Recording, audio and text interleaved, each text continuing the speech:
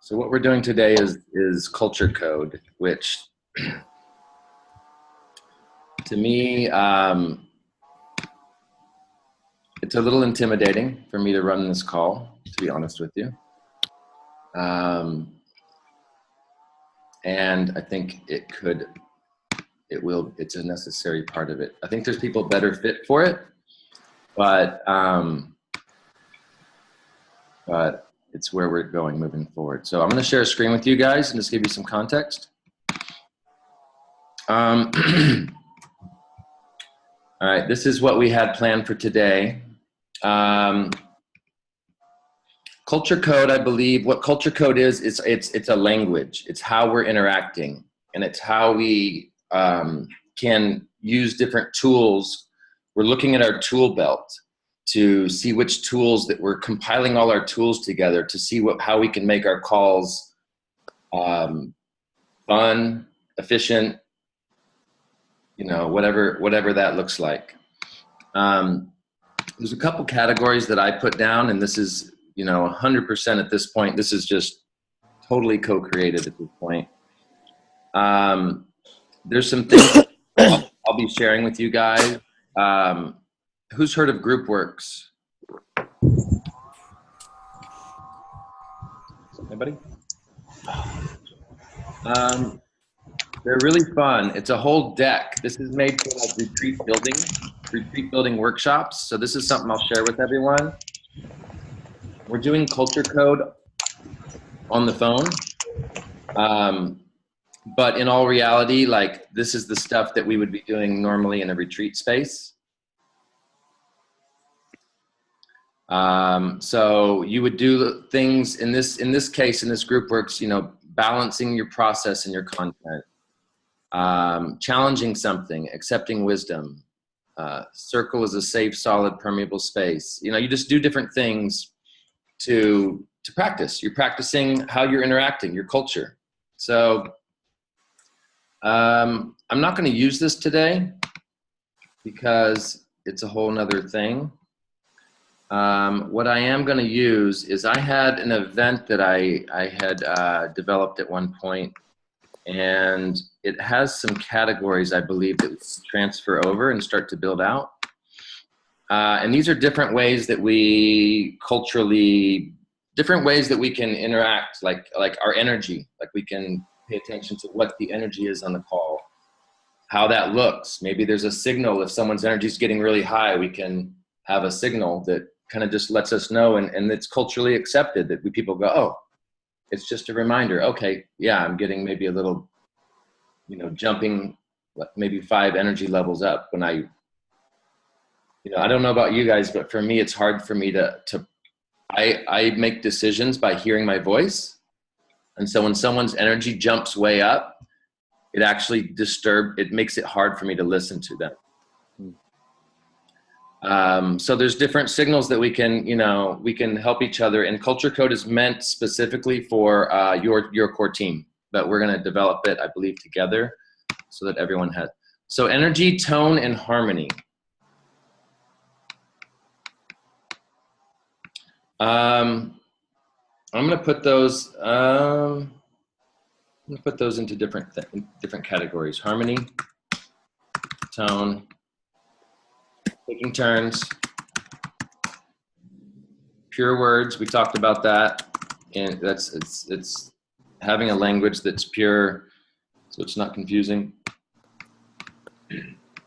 How we relate to time relating.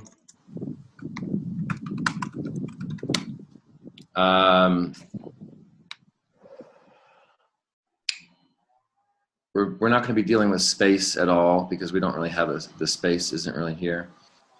Keeping the flow, but I think this is covered a lot with our energy circle.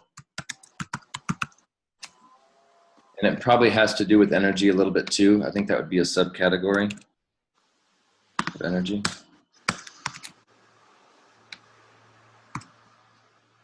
All right, and I know. Hand signals, body language, facial expressions. That's going to be an interesting one. I don't know if we'll use those or not, but We have so many. Ambiance, touch, interaction, those are all needing to be in the same. Reflection, pictures, and inner voice. Okay, so pictures, mind's eye, visioning. Reflection.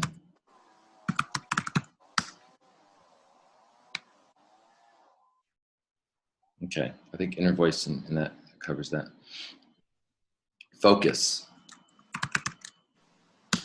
And I think taking turns is part of balance. So balance. Okay.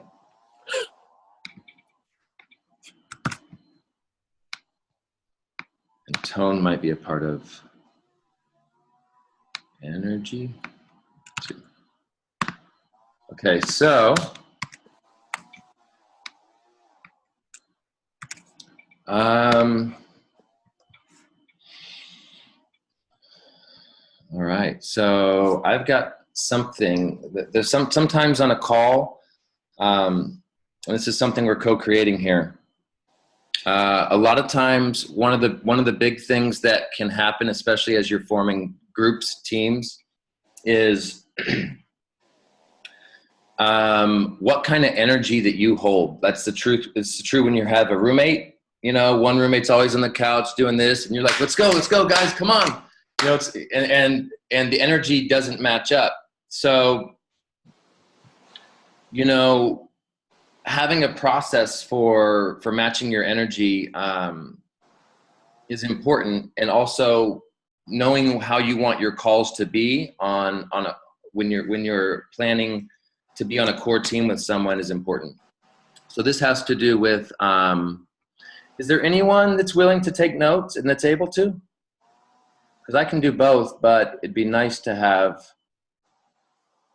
somebody helping. And I can put this link in there.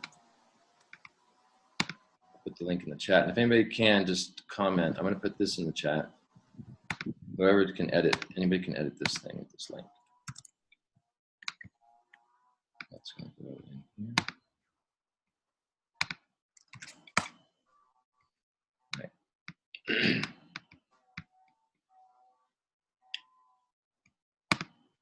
Okay, and we can edit it together. So what the point of this editing is, guys, is to, and whoever, since there's some new people, whoever is willing to participate with this,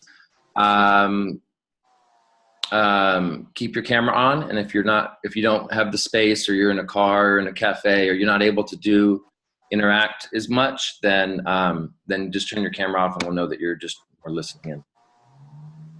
I'm going to mute Carl so that the screen doesn't pop up. Okay. So I have so this is an experimental zone we're in. If you read the call, this is an experimental zone that we're stepping into, and we're stepping out of one of our things that we bring to our calls is our energy. And for example, if we're tuning into spirit, that doesn't happen by talking and telling people how spirit works and explaining the difference between spirit and it's more of a connection to another realm, for example. So, what I have for you guys is the people that are participating, I want to know who, on an energy level of 1 to 10, what you're feeling right now. And you can just put it up with your hand, like 3, 4, 5, 6, 7. Okay, Raymond's got a 5. You got a 5. Well, in relation to what do you mean? Just 1 to 10, what your energy level is right now. Oh, okay, what my person is. 7, all right. So what we can do is this is normally done in person, but it's called a harmonic vortex. So it's usually called a harmonic hug because you do it together. in the similar space. So what we'll do is we'll start at the lowest energy. So the lowest energy right now is 5. So we'll start at 5 with a harmonic tone that represents how we feel, what we feel a level 5 is for us, and we're expressing this through our voice. And then we'll go to 6, 7, and 8. Okay? You guys ready? Okay, so we're gonna do a 5. Ready? Whatever that is to you.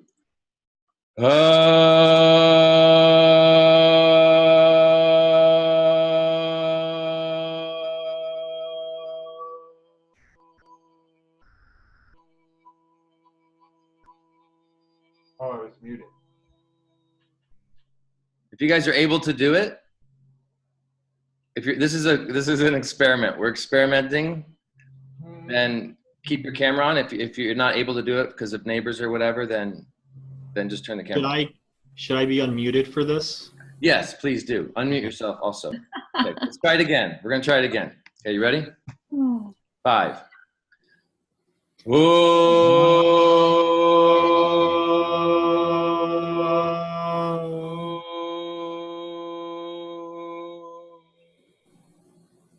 Six.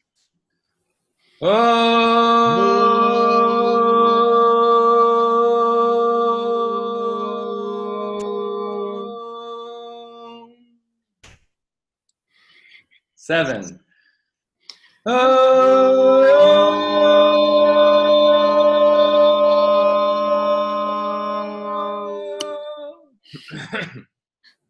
8.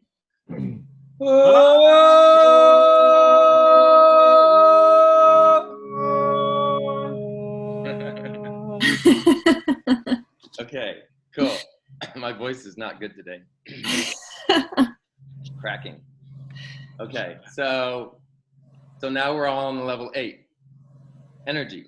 So if I was to do something in a level 8 at this point, it wouldn't feel weird to anyone, or like I was dragging someone up to like a different level. I'm gonna go to a level 7 for now, but okay, so what we're gonna do, so that's a harmonic vortex. And you can go, the important part is to start with the lowest levels, because when you're in, you're all right, guys, I'm trying to talk about, today I'm gonna talk about finances and how you do it. And you got this like, let's get excited about finances, and someone's feeling like really low, they're not gonna be present. You're not gonna create a unified field. And we're not gonna be able to be in creative energy together. So this is one of the tools we can use to do that. So I don't know if I have a secretary today or not, but so we have a video example, but what we're gonna have to do is leave some of these examples somehow behind for probably a training video for level 1 people. And I don't know how these calls are gonna go to level 1 or level 2 of the declaration, but this was a piece of harmony and flow. And then it's called a harmonic vortex. And then you could put a explanation of what it is. So I'm doing this on the phone instead of moving on, because I didn't see anyone raise their hand to do it, to help me with the administration part. So harmonic vortex is where you start with lowest level frequency and go to desired level. Could be a 10. Okay. So that's 1. Do a, okay. Okay. Josh, I'm there now, so I can help with notes. You want to help with notes? Okay, that'd be great. Yeah, so whenever we get one, we'll mark them all down, and what we'll do later on is we'll pick, we'll be able to pick from the best ones that we're most in line with for whatever meeting we want. And okay, so I have a couple more I want to do with you guys, but I'm also open to anyone else throwing in. I'll start with a few and then give you guys a chance to kind of understand what's happening, and then you can throw in anything that you have.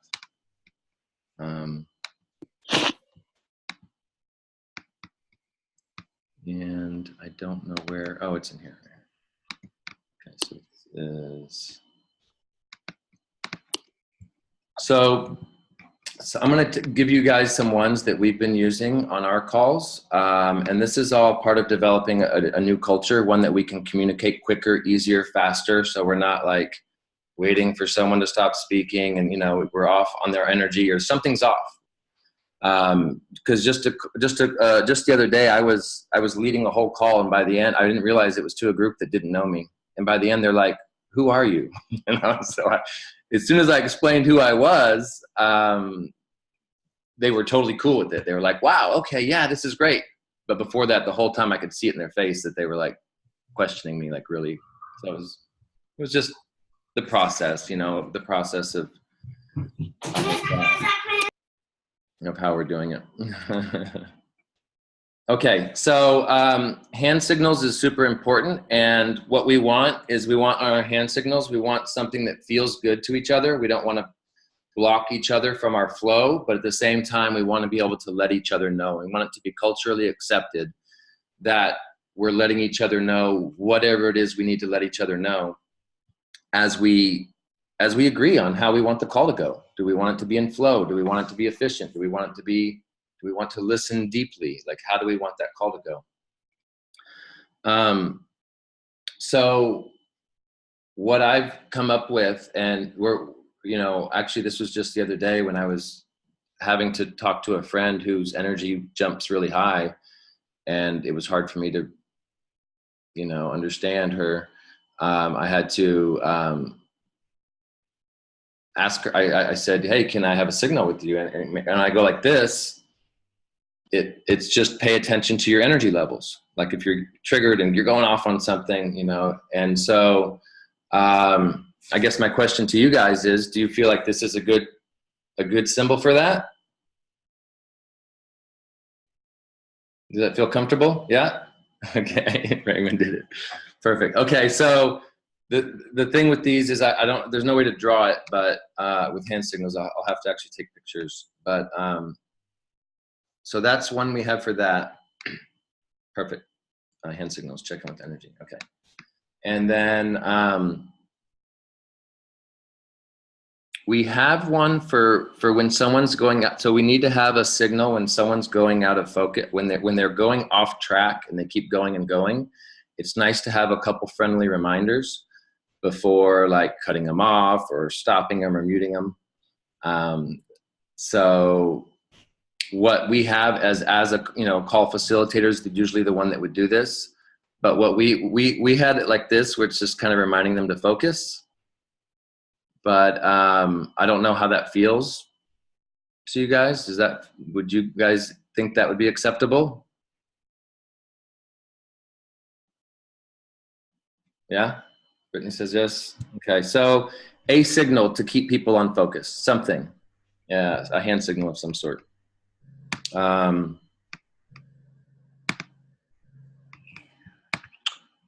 me see what I have for my for today's call.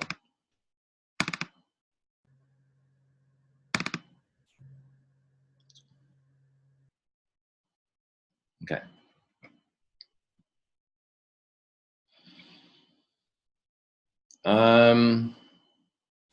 What do you guys think? Okay. There's another thing. On a call, sometimes we feel like we're not being, like we could feel like we're not heard, right? So one thing that someone showed me, which I thought was really cool, is sometimes if we're not feeling heard, we could like have a signal of some sort. Maybe it's like this. And that just means like, okay, I'm not being heard. So I feel like I'm not being heard. So when someone keeps on talking, and we would all have a chance to put up a number, like 1 through 5 of how much we feel like we're being heard. So if we're feeling totally heard, we would say 5. If we're feeling not heard at all, we would say 1. So this gives us a chance to check in. Do you guys want to try it? Okay, go ahead.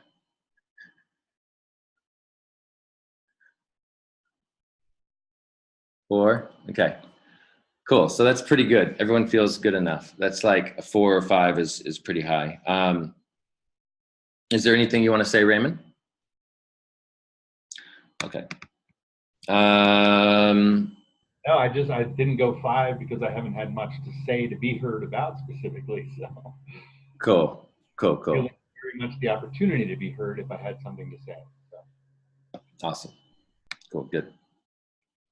And so what can come along with that is what's called a frame.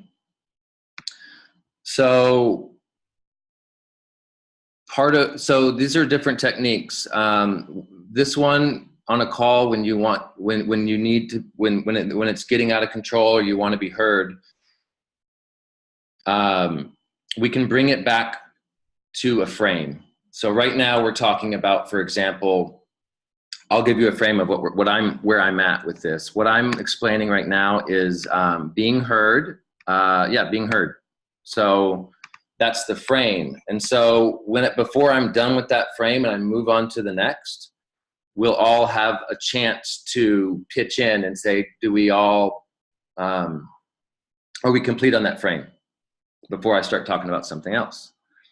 So part of being heard would be a hand signal that we can say, okay, I feel this hurt or that hurt, and then we can go to the person that not feeling heard and kind of do a check-in. Another thing is frames. There's the focus. You could just warn them focus. Instead of not being heard, you might just say, hey, focus, and give them a little friendly reminder. I would probably save that. I guess that it just depends on if you want to use that for a facilitator only or for everyone. You just have to decide that in your culture code. But the frame right now is being heard. And so one way that we have that is by the end of the sentence, you can have a signal to let people know you're done. So this is more of a deep listening tool. And so when I was, what we come up with is at the end of the sentence, you would say something like, huh. So that, because I know like when I was growing up, my mom interrupts a lot. She just talks right over me. In fact, I had like a nightmare the other day about it. I was like, Mom, you're not listening. So when people jump in on sentences, it like, sometimes I feel powerless and I'm just like, wow, they're taking over the conversation. So a deep listening practice that I really love it when we need it, like when it's a needed thing, is just saying, huh, at the end of the sentence. So that when the person's done, huh. And so that we can speak nice and slow and we don't have to feel like we're rushed or being rushed to finish our sentences because we'll be interrupted. So what does everyone think about that, huh?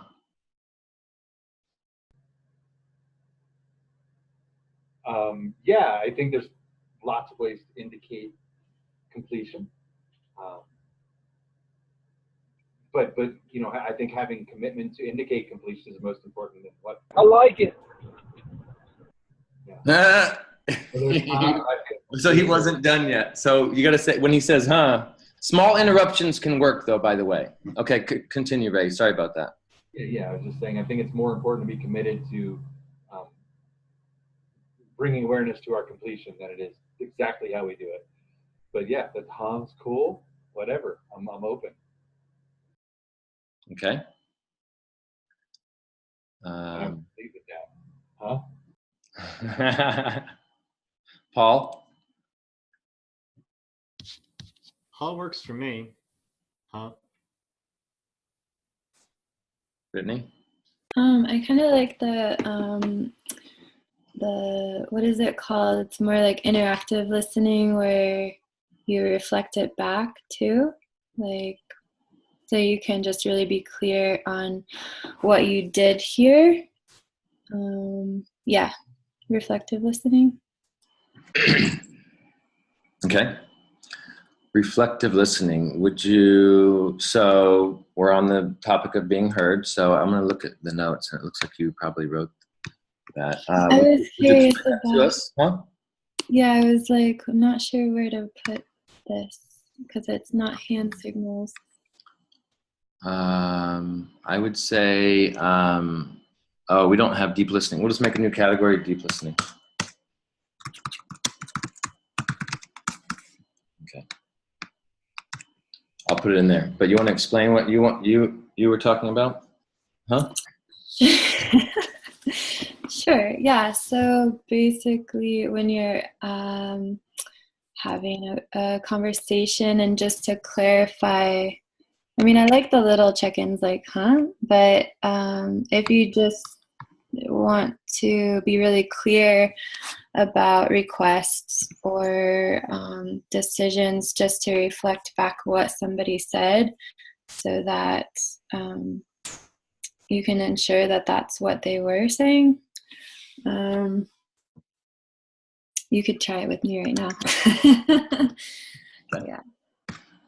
So what you're saying is that that you also want to add in another tool that in certain cases you would reflect back what they said. Maybe if you weren't 100% sure about it, or if there was a conversation that was kind of different opinions. Is that what you're saying? Yeah, well done. Cool. Okay, so what's that called again? It could be called something else, but I'm just calling it reflective listening. Yeah, I've heard it called reflective empathy. So, yeah. Called what? I've heard it called reflective empathy. I'll just put both, just so we can figure it out. So, yeah, it's the same process. And it's repeating. It's really, my experience is not for just general meetings. It's for like if there's really stuff, you're entering into a really vulnerable space, a difficult discussion perhaps, and really you're working through some conflict, perhaps things like that, where it's really important that every word that everybody says is really fully being heard before you move on. So that's my interpretation of the best uses of that. Yeah, like making decisions and conflict resolution. Okay. Is there anything else for deep listening before we move off of that anyone has? Any tools for deep listening? Huh?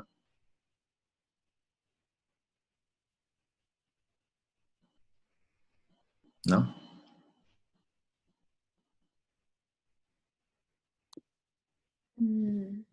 I guess I'd just add NVC. I suppose. Yeah. That would be a part of deep listening, right?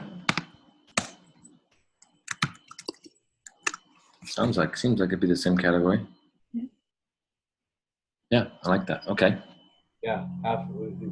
Nonviolent communication. I always liked the fact that the part about communicating the speaking part, I was resistant to that's only half. The communicating and speaking part is only half of NVC. The other half is listening. Nonviolently listening, deeply listening. Really seeing the needs and the vulnerability and within everything everybody says.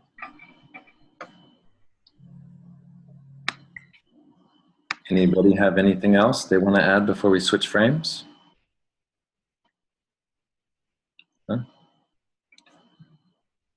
Okay. And so I think this will be fun. You know, if we can, as we build these tools for each category, like deep listening, and let's use them, like like as we're doing the listening part, let's use the tools, and then when we switch frames, we'll start over, so we don't have to memorize a million tools. Sound good? Okay, cool. Okay. Okay.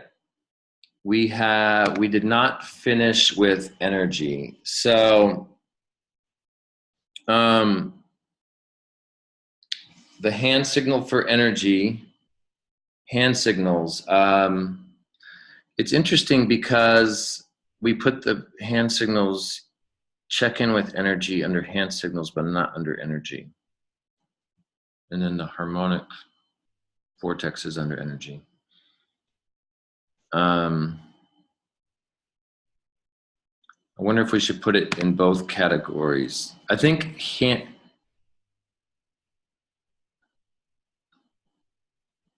should put it in the energy one. But I'm going to put it in both for now. Tapping the third eye, off track focus. Okay, so I'm going to copy these and set them in the right frames. Body language is going to be hard to do on the call. So I'm saving that one. I'm going to save that one for a different time. That's like a in person.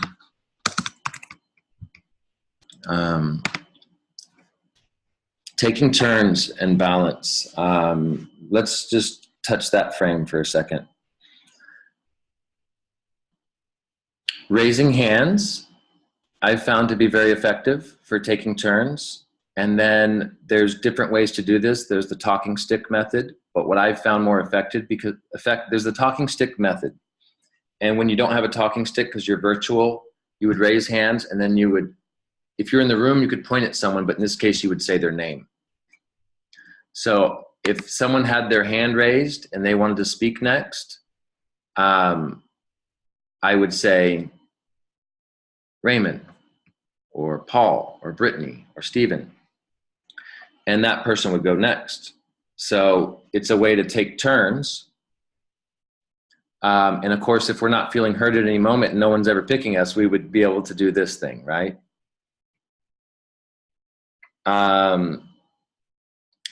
So I've found that to be a very effective way. So you're not, the part that has bugged me, but I'm sure it has its uses, is when you list everyone that's next to speak, and then by the time it comes to that person, the subject's changed. You're not in the flow anymore. It's like you're repeating old information.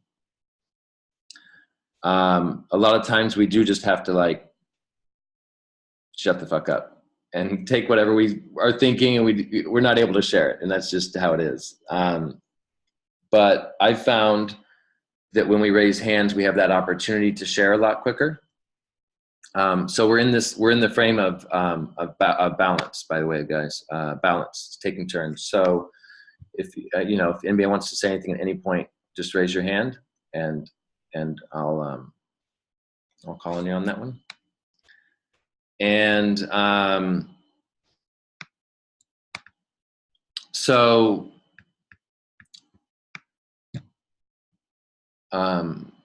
also another thing on taking turns is we can limit our sentences, the time for balance. So we could say a minute or 30 seconds. I like 30 seconds. So you shouldn't be talking more than 30. Like if you have like let's just do a sharing round, like it's a sharing round. Let's keep everything 30 seconds or under. If you want to speak more than 30 seconds, say, hey, can I tell you guys a story? It's going to take 3 minutes. And if everyone says yes, then I tell that, and then I have 3 minutes to say the story. Otherwise, we keep it 30 seconds.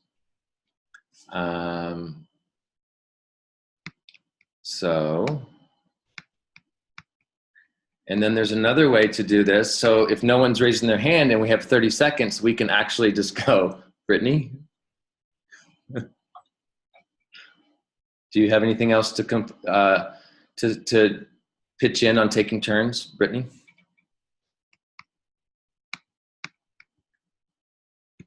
No.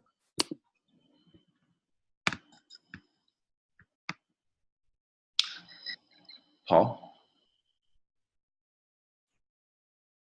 Not at this time. Raymond? Sounds good. Okay. So,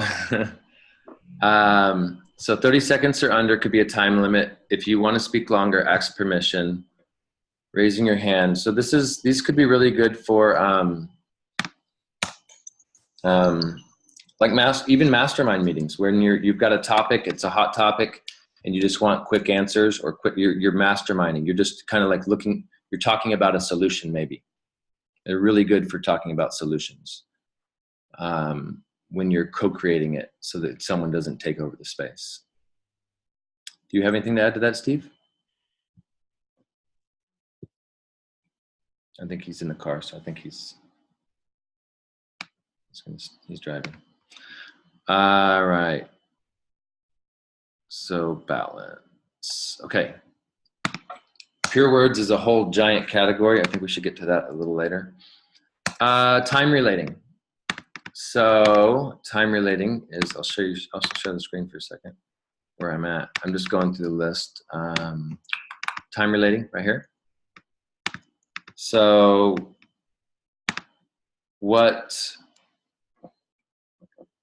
it can be very effective on a call to whether you're speaking about the past, present, or future, first of all. Now, just being aware of starting to be aware of, are we talking about the present, the past, or the future? Just as a general starting point. Since everyone's complete, we're switching frames to time relating. So past, present, future. I don't know. I don't have anything. Does anybody have anything in that area?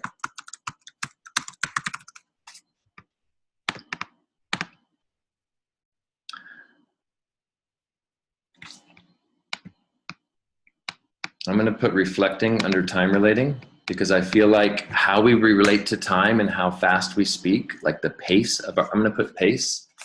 Actually, I'm going to show you guys what I'm putting. The pace at which we speak,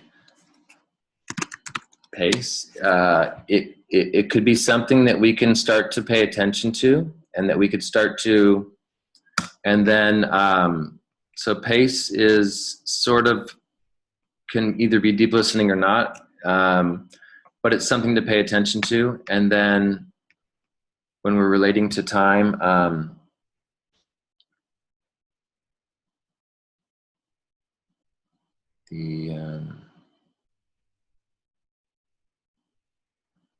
reflection. So I want to actually turn that, I don't want to make that a full category. I think that has to do with time relating. So I'm going to put it up here. All these are supposed to not be bold. So leaving time for reflection in a call.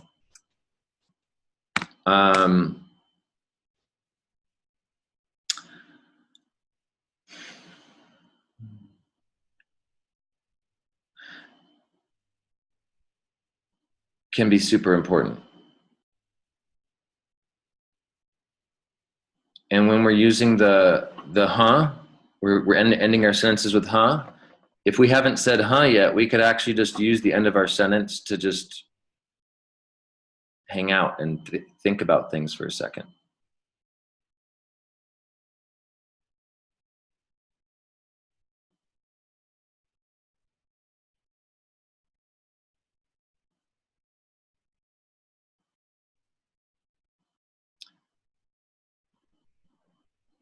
We did an amazing meditation the other night on the beach because, we're right near the beach here.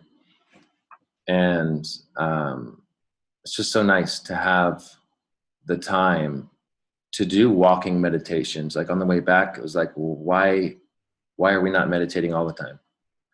Why can't we walk back and just be meditating? Why can't we bring that jungle or beach or whatever that is with us? And so I think it's important to have some time to reflect. And there's also a tool that Mike Upstone has incorporated very deeply into the co-creation tools that we've been going by, which is the energy circle would definitely go under, I guess, just energy, the energy circle. I'm going to put that here. Energy circle. I know I'm jumping frames. Sorry. Okay, so, but he has one that's, it's, I forgot the name of it. It's like a harvest. It's a time when you, harvesting is something else. That might be a whole category. But he calls it, it's kind of like reflecting, but it's when you're looking back at the process. It's the call we did last week. In fact, I could look at it right here because it was last week's call. It was a feedback.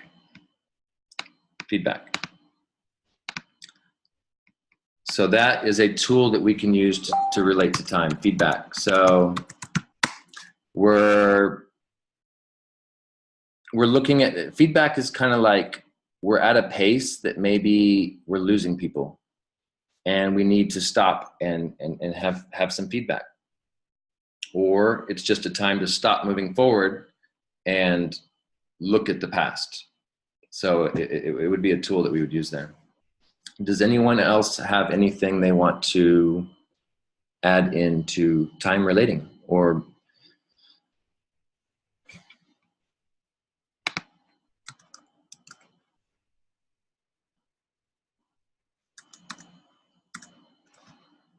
I don't personally like talking about the past. That's just me.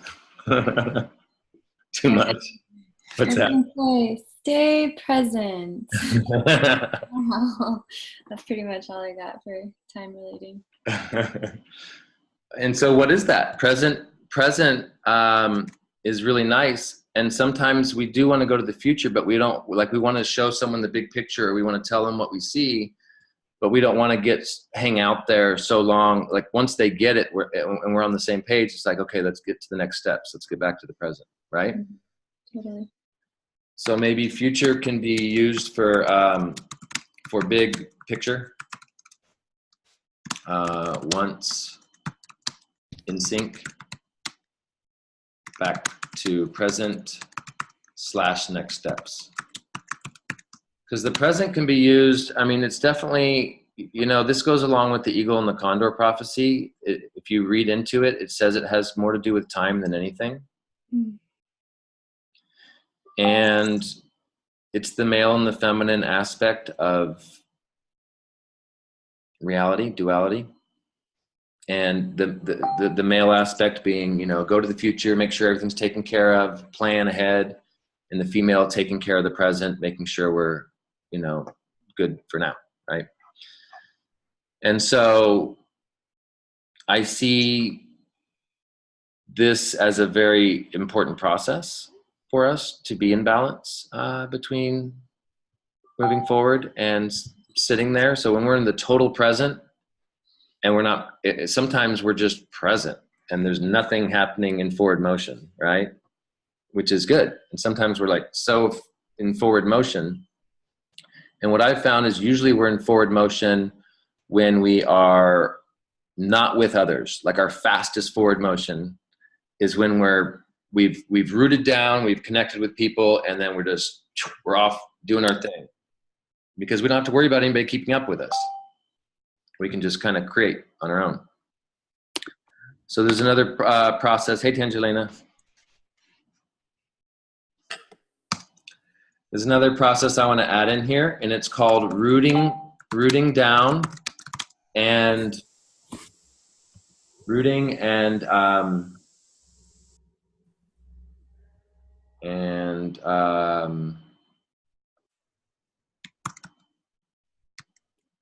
it's kind of like dividing and conquering. I don't know a good word for it. It's what it is. It's I think it's a daily process that we should all be using, and it's where we actually take the time to root in and connect and get on the same page, share DNA, understand, okay, well, I've been doing this, you've been doing this, what are we doing together? We get crystal clear on what that is. And then we all go in our own directions and accomplish. In today's society, it seems like everyone just stays out here doing their own thing, and we don't take enough time to actually root in. and get on the same page. And we have a bunch of different teams we work on. So it really makes it hard to do that. So that's what one of the things we're hoping to solve with the declaration process is getting us into a coherent team. Okay. I mean, what's been coming in a lot, like even with this, is the fields. So I don't know what it's called technically, but I don't know. But I would just like to add maybe like creating a coherent field. Yeah. Is that, what would that be in? Focus? Or a whole nother one? I mean, unified coherent field is like, that's what I think we're all heading towards. Stuff that can get us on the same page, right? So should that be another category? I think that's harmony. That has to do with harmony. Yeah, for sure. Harmony is right here. Yeah, it's energy. So that's a unified field. And what does that look like? Wait, first I want to give a chance to finish up on time relating, past, present, future. And then we'll jump to that. Yeah, So, I guess I was kind of just tailing off on that end where you said like rooting down and spreading out. It's just like it sounds to me like you're wanting to sharpen your clarity and then like ground down like the vision so that there's inspired action that can be taken. I don't know, you're talking about kind of how it was out here, but how we want to kind of bring it into the field. So a good example for that would be saying what's on your mind. Maybe there's something in between two people that needs to be said that hasn't been said. So that you can move, there's something blocking for you from coming together. Mm-hmm. So that would be one of the processes of rooting down and getting on the same page, sharing DNA, so that when you do spread out, you're saying the exact same thing. There's nothing more annoying to an investor than us on the call. You're telling about something and I'm like shaking my head no at you, and we're supposed to be partners. Or we're saying two different things to them. I mean, we're not going to move forward. Things aren't going to work that well like that. So, yeah, part of that rooting down is saying what needs to be said, getting clear with each other, reconnecting, staying connected. I don't know what that looks like. I just barely I'm still conceptualizing a lot of this. But rooting, staying connected, getting getting past barriers.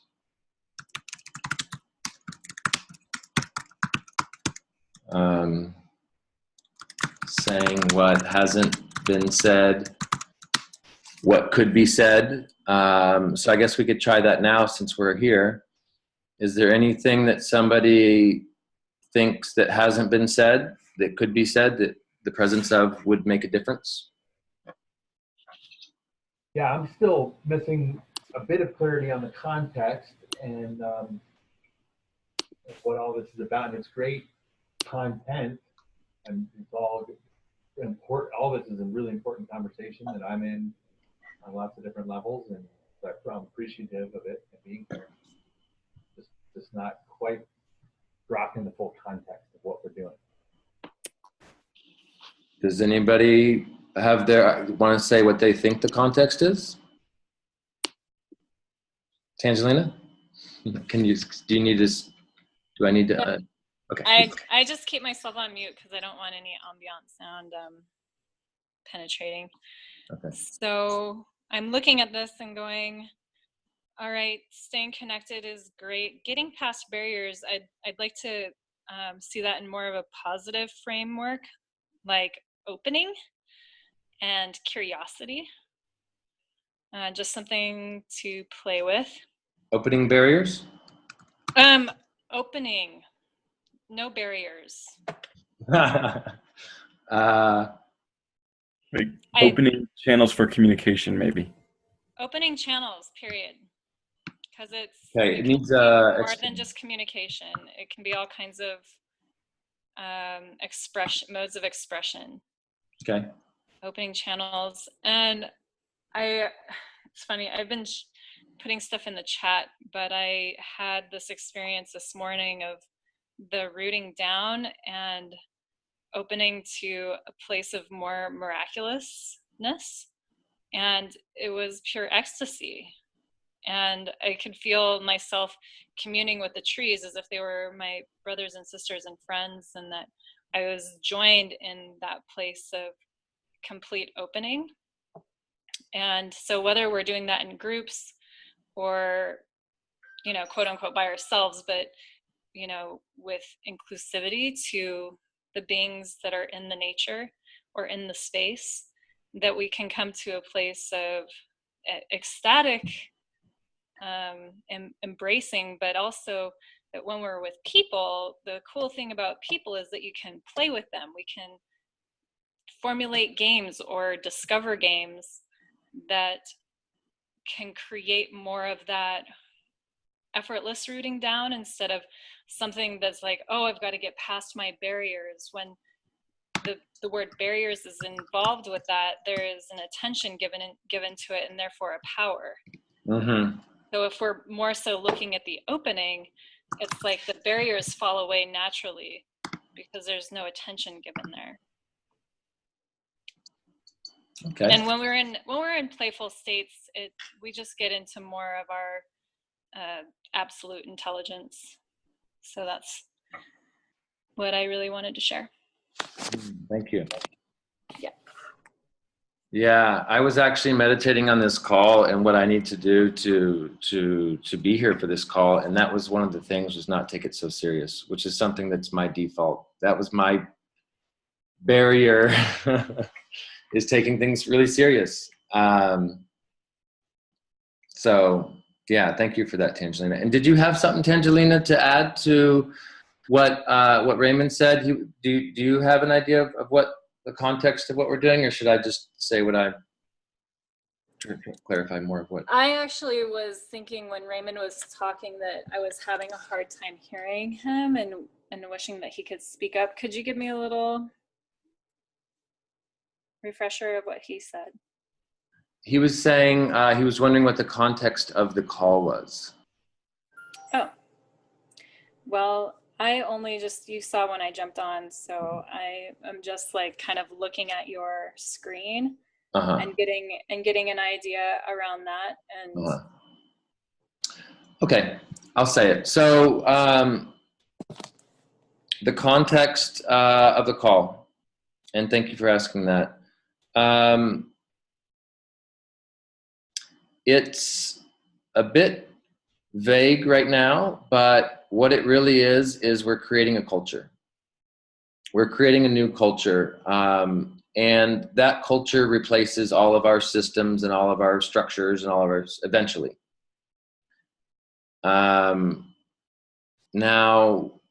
this call is specifically not put into practice as it's not like I'm not doing a public call because, we're really just kind of like getting down the framework. But when we start to use these items, I believe that, or what I've seen in my experience, is that these can help our calls. And it's more of an in-person thing. I understand that. It would be better if we were all in the same room, co-creating culture, But I feel like we can improve our calls through paying attention to what it is that to the environment, and just the different pieces of what we're creating in our reality. What does the energy look like? Taking a look at that. What kind of words are we using? Are we in balance? Are we being heard? How are we relating to time? And so it's a way for us to create a new communication. Communication and culture are almost the same thing. They're like go hand in hand if they're not the same thing. So these are all creating a new communication, and that's more than just words. It's a new way of relating to one another. And as we do this in our groups and we experiment with it, we start to share. Everyone starts to pitch in pieces so that we don't have to go to workshops. You know, I go to one workshop and then you go to a different one, and then we're not speaking the same language. So we're starting to develop that language that we normally would get at a workshop or an event, that we would have to travel across the country to get that information. And we're setting it free, setting it to open source, so it's not locked away in someone's private. And this is the communication that's going to help us get to the new paradigm, to a new way of living, which is more than, a bunch of houses or, built sustainably or whatever. Does that answer it for you, Raymond? Yeah. Okay. Brittany? Yeah, I would just like to say, like, I really appreciate this, even if it is like kind of unknown territory, kind of explorative, just because it's like, I feel like so often in these groups, we try to like accomplish something before we've actually set these agreements and like this tone sort of for this culture that we're setting out to co-create. And so it's like, if we have the tools in place to be able to communicate before we try to like co-create something, I feel like everything's going to go so much smoother. Cool. Yeah. Yeah, I think so too. Thanks. Raymond?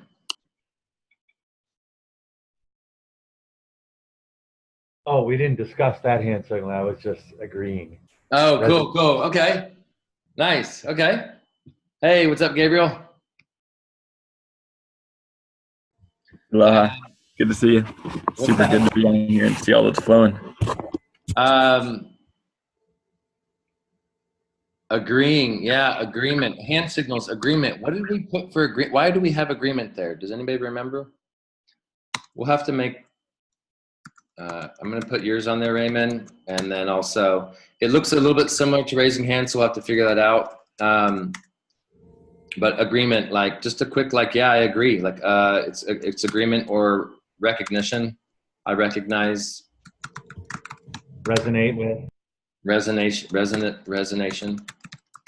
So it's going to be really important just to have that. It's kind of like an agreement, it's an agreement.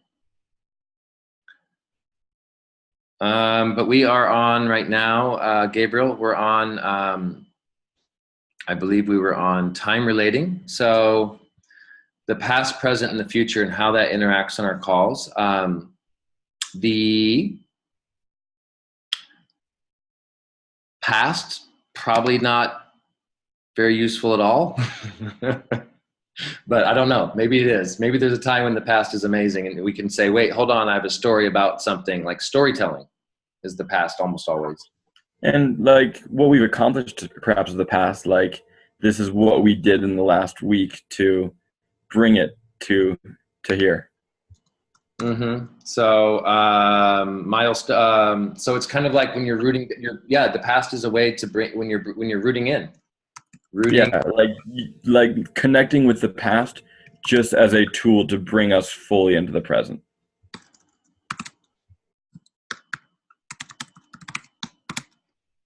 Okay. So to bring us, that's relevant, or something that's relevant to the present. Okay, and then there's the present, which we know what that's all about. That helps us, that's the next steps. Yeah.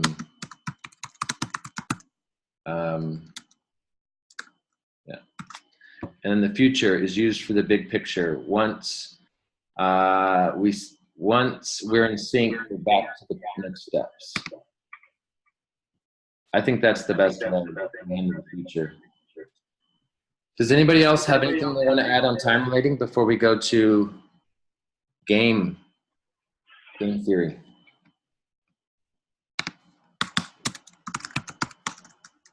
I'd like to add something. Yes, Um, Paul.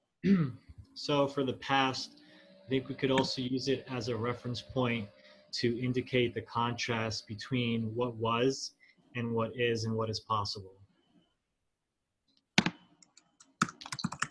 Contrasting what was is what's possible. And so I'd say that's all three. That's past, present, and future. So let's just put that at the end of everything. And when would you see that used? For example, in the past, this, whatever that would be, was done in the societal matrix. And now we have this sort of model that we can implement to replace it, something like that. Yeah. Yeah, that reminds me of a call that this lady I heard talking today was so amazing. She was talking about how we're moving into this future, and we're coming from a place where everything was defunct, and we're able to start to create things instantly, manifest things. And so when we base our future, any decisions on the past, how it's okay to think about like the past and figure a solution, but also let's think about the future, but not, separately, so that we can say, here's what's possible. Here's the highest good, not here's what's going to probably happen because this is what's been happening. Because we're really moving out of that stage quickly. We're moving out of where we have to, where things in the past are going to keep repeating. All right. Does there anyone that wants to put anything else on time relating? Is there any times that you guys would see as useful to have reflection?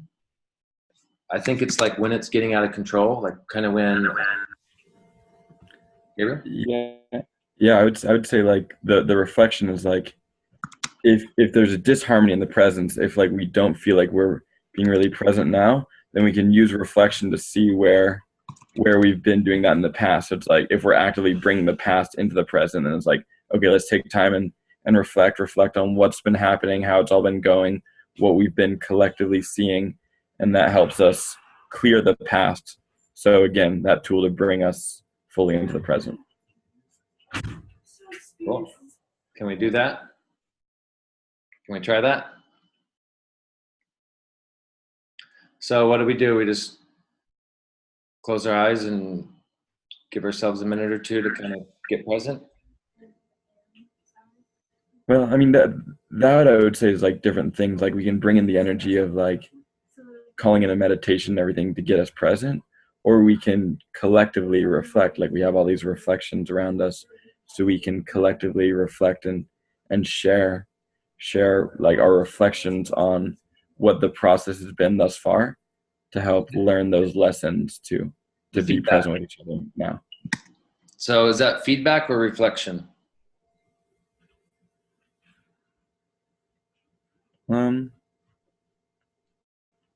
Reflection to me is more of like looking at self at collective. Feedback is more looking at other with collective, is how I'm seeing it.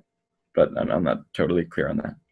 Can we try a reflection and then some feedback before we move to the next, so we can embody these? Yeah. Mm-hmm. I have a good one for reflection. So you put your left hand over your heart, and then you put your right hand over your left hand, and just check in where your energy is right now.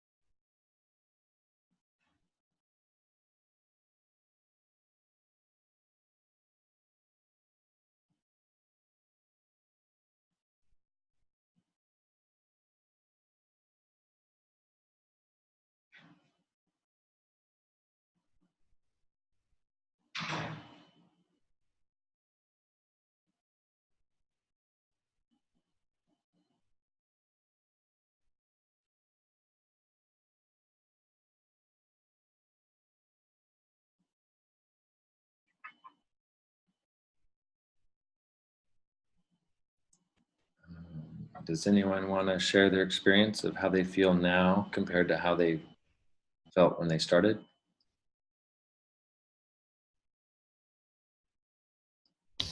I feel more relaxed, for sure. And how are you feeling when you started that? A little tense, I would say, a little anxious. Okay. Anyone else?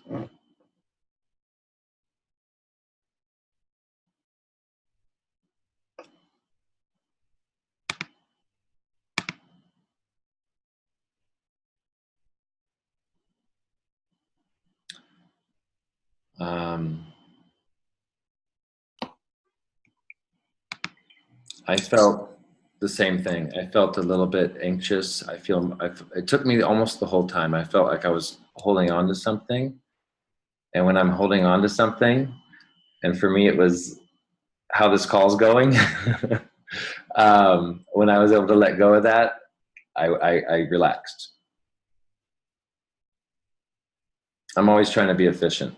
And so sometimes I have to let go of that. Anyone else want to share what they felt before or after?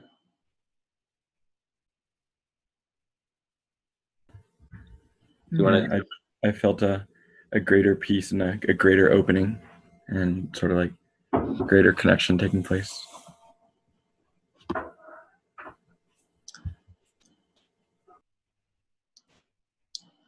Brittany, do you want to share? Yeah, I felt like it was a good time to have that because I had another appointment that I just had to reschedule from 3, so I was like, it's kind of chaotic for a second there, but yeah, just having that little drop in was good. And just wanted to share, Destiny said that she feels happier and in a good buzz of love. Cool. That's a good one. I like that one. And that one's just reflecting, just getting back present. So if we feel the energy's out of control, if we don't feel present. And then feedback. Does anyone want to give any feedback on anything so far?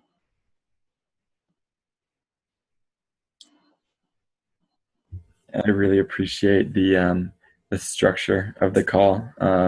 Appreciate your like diligence with taking notes and keeping it flowing in a good way and really organized by having this document. So I really like that. Thanks. Anyone else want to do any feedback? I was curious, is there any particular way that you end calls?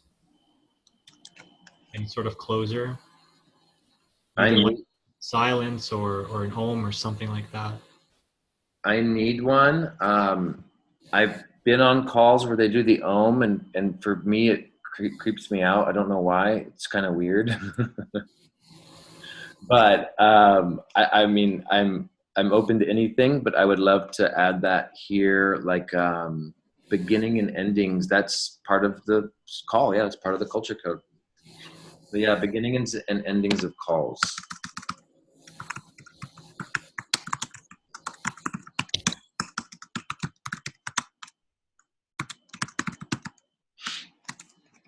All right. And then there's before we leave time relating, does anyone want to do any other feedback? We know what feedback is. Oh, Destiny also said that she had an idea. It's called Kings and Queens, and Raymond can explain it. That she's been on a few calls with it and that she loves it. Oh, Raymond's still here. Let me see. He's just off. Yeah, it's basically a gratitude round.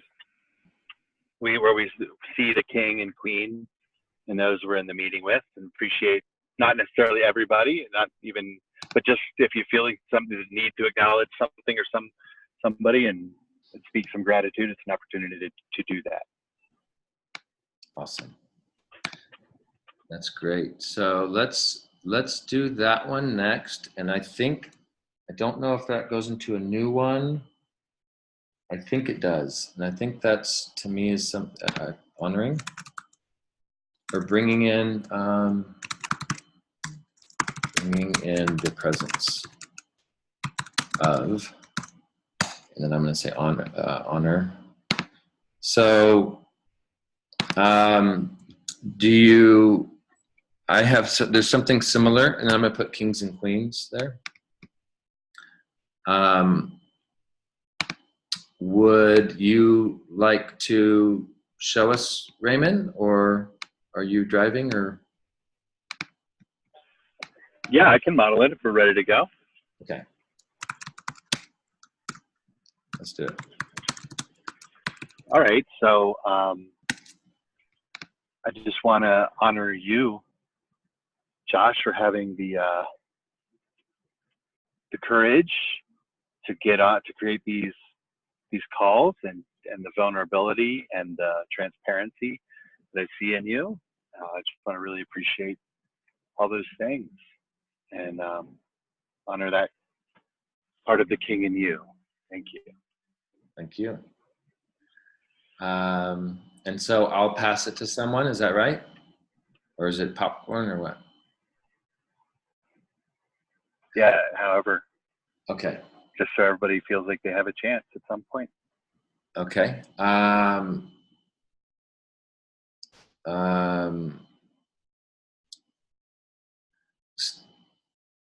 you listening, Steve? Okay, he's busy. He's driving.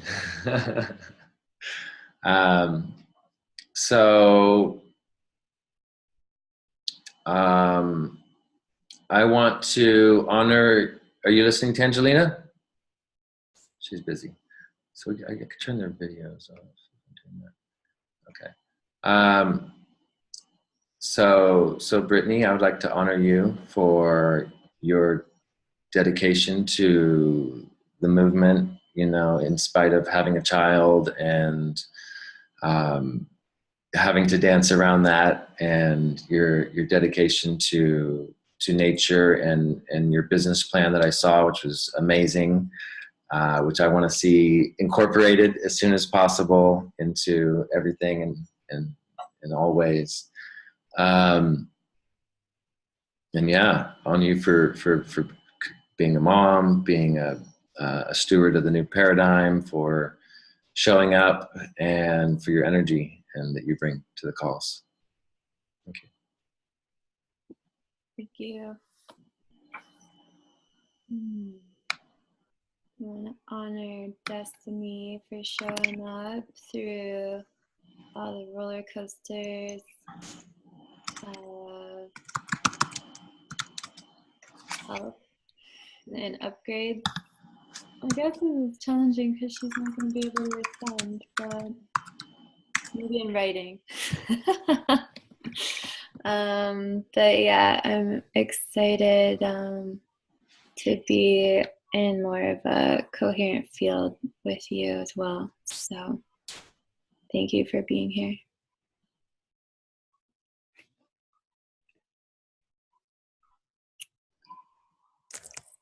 Can everyone hear me? I can turn my mic on. I didn't know if it would work. Yeah, first off, I wanted to second what everybody else said. Thank you, Brittany. Thank you, Josh. I want to give gratitude to everyone that used their masculine and their king to show up to this call, and everybody who I feel is using their feminine presence to be here and to also do the meditation to connect to their hearts and to be able to show up in a vulnerable way. But if I had to pick one specific person as someone to go next, I want to honor Gabriel for all of the things that he's doing and all the things that he's involved with, and always coming forth with really refreshing ideas to contribute in all the fields that I see him in. So thanks, Gabriel, and everyone else. Thank you, Destiny. Beautiful. Yeah, all the reflection of gratitude for everyone here doing all the good work, for Josh for bringing together, for organizing, and bounce it back. So we're gonna hit a cycle, but I'm gonna do it anyways. Bouncing back to Raymond for leading the world forward in a good way in terms of holding a strong masculine presence and still being able to be very open and transparent and vulnerable. So gratitude to you, Ray, for that.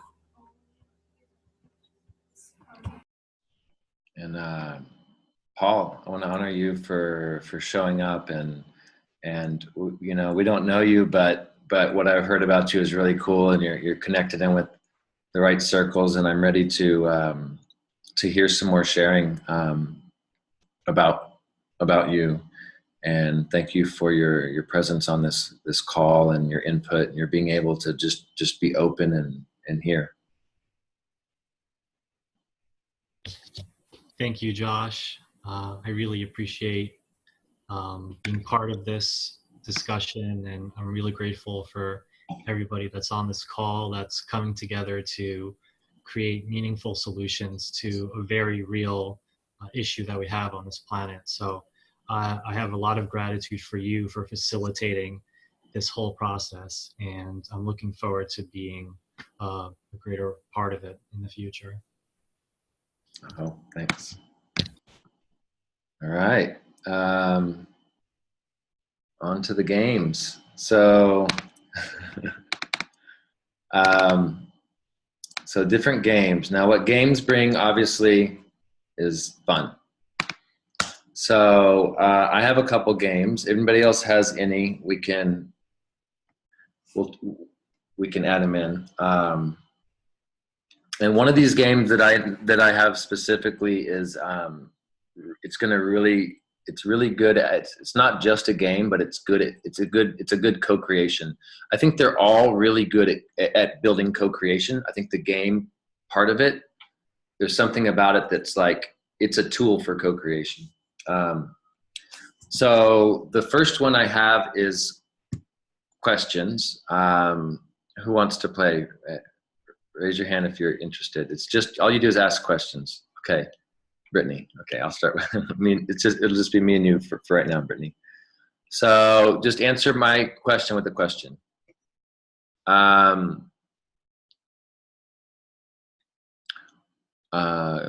Brittany, what do you really want to say right now? What would you like me to say right now?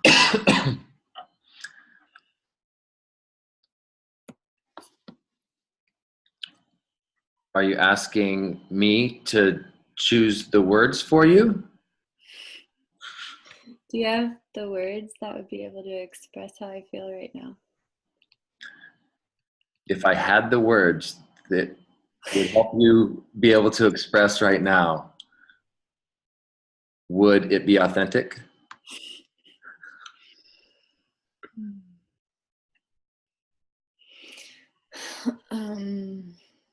Do you feel like your vocabulary is expansive enough to tap into how I authentically feel right now? Is that a challenge, a promise, or a threat? Does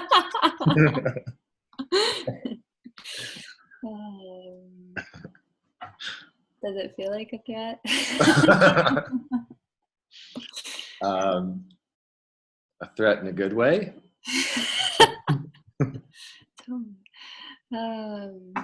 Where's this conversation going? Where do you want it to go? I thought you had all the answers. Question. I thought you were God.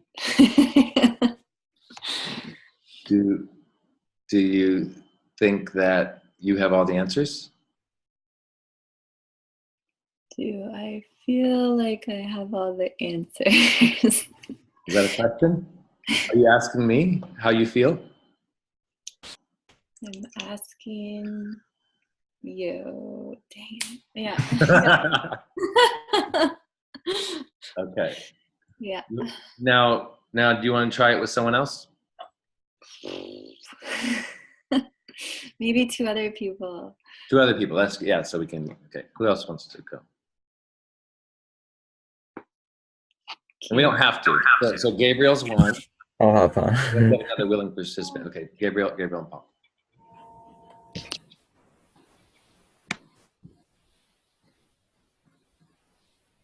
Where do we start?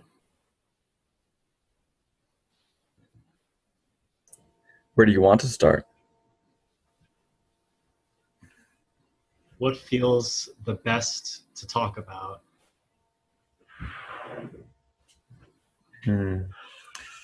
Do we always want to create conversations based on our feelings?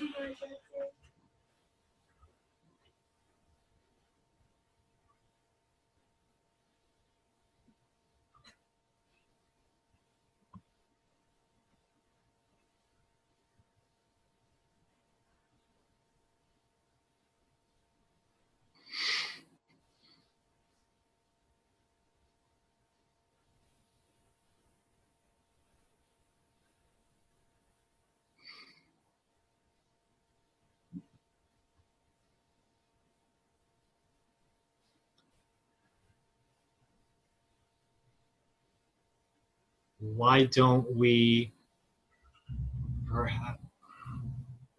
we sometimes not know what to say? Well, why do we need to say anything?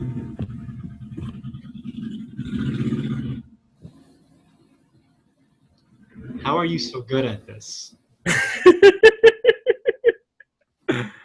Oh.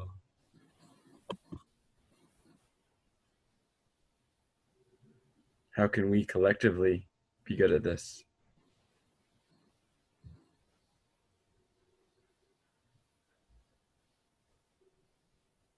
How do we get to the place where we can be? What question will get us there? And what question won't? Mm.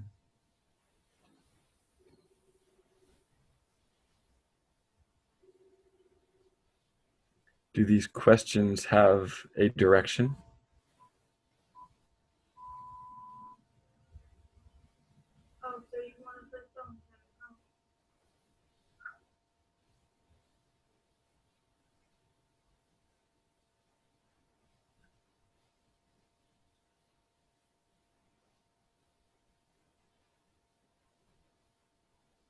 Maybe every question leads us into a direction. Was that a question? No. That's fun. All I right. like these games. Megan's eating. Okay, so I have another game. And you guys obviously can put in games too. So this one is, so the questions, well, but let's actually talk about the questions. What did anybody experience with that game, and what, was there anything that you could see that about questions and how they work and how they might, and what they, about that game? Any reflection on that? It seems like by like going into that question space, it allows for a continual deepening. Like we're like really collectively looking, and so what I see is as we're going into that question game, if we want to set a specific direction, like where do we want to be going, and maybe have a sort of unified intention with a game of questions, then we can play in that and continue to move in a certain direction of sorts with that, with their questions. Great. Anybody else? I think it Angelina allows asked for more introspection. Angelina asked, does each question need to be relevant to the previous question? People said no. I found it better. Yeah. Yeah, because otherwise it just becomes random. Yeah. And then at the right time, there's a comment that I'd like to read from Destiny as well. Oh, For another game idea. she what? I say no. What's that? Sorry, I have a lot of Oh, background. that's Fantangelion. Okay, you're entering those. It's called the X the game. Yeah, we X the game. Yes, we know the X game. I know Jay. Yeah, I've played it a little. I want to actually get X the game in.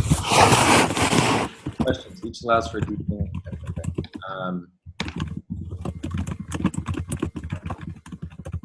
Okay. I find with questions that it's hard to argue when you're asking questions.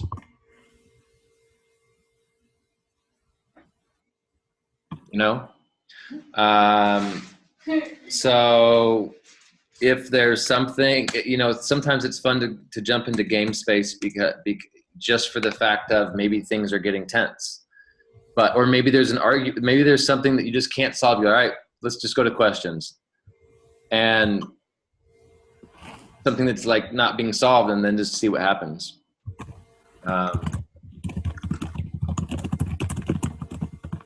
Okay.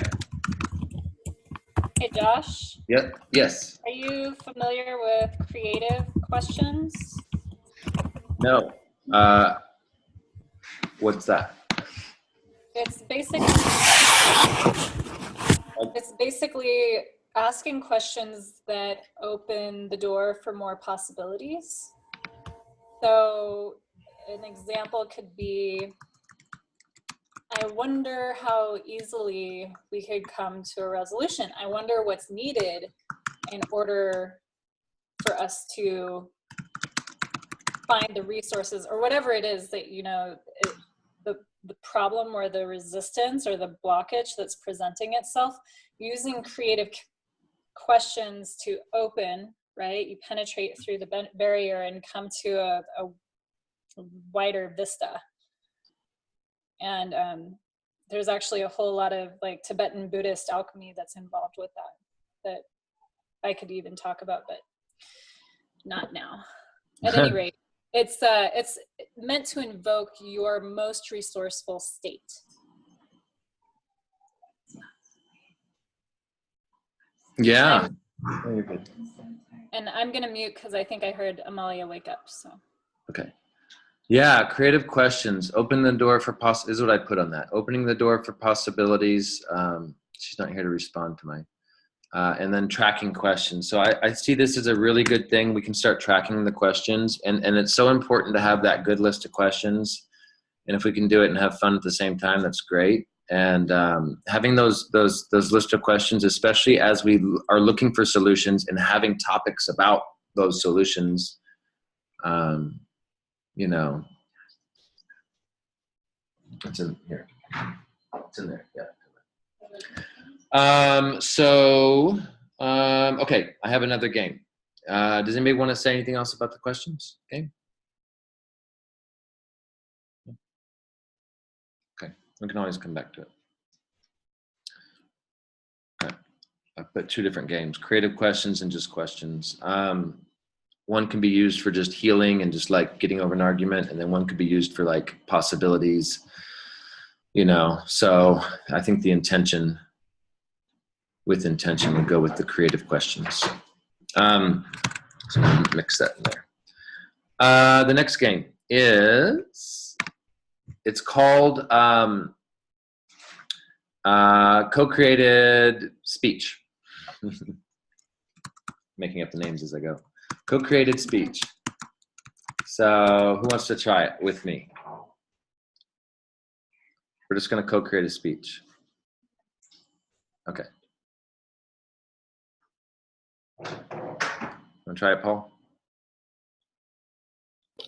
Sure. Okay. Okay. So it's pretty simple, just like the questions. It's super simple. The rules aren't very complicated. We're just gonna like say like a few words each, and we're gonna give a beautiful, very impactful, deep speech to these guys. Okay. All right. Okay. Me and Paul have come up with a speech. What we're going to discuss is how we can reinforce a new conscious paradigm. by reinforcing the new conscious paradigm, we are actually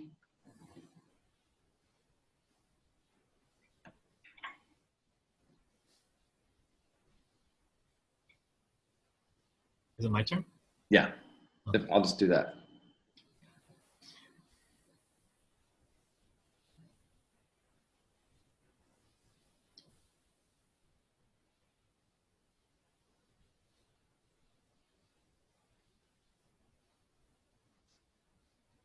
And it doesn't have to be the best speech ever. You could just say whatever. It's okay. Feeling into what the best possible circumstances would be for humanity to live in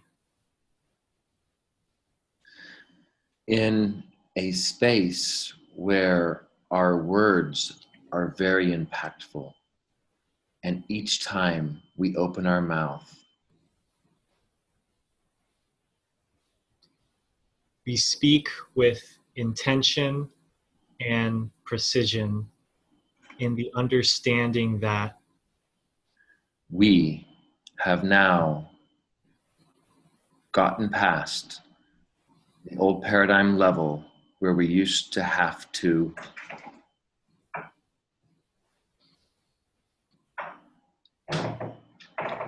speak quickly without thinking, come up with ideas that are in disharmony with the collective unified field in which we're trying to create. And now that we can create this energy, we can finally come together and speak as a unified voice, one family, one humanity, moving into the next steps, which I would like to co-facilitate with each and every one of us here. So when we're doing the co-created speech, we are all I. So I want to share another game called Co-creative speech.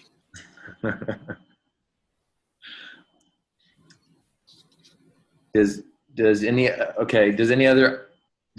have another game they want to bring into the game theory section of this thing here? Co-created speech. What is there any like singing games or anything that anybody knows of that gets us into our voices, or tonal games or anything? No. What is on Tangelina's bake? We have an advertisement for pancakes. Any other games? In regards to songs, were you talking about more like sacred sound toning or call and response? I don't know. In regards to sacred sound toning, each primary energy center resonates at a particular frequency, and you can make a particular sound like ah for the throat, and then that opens up your throat so it's easier for you to communicate.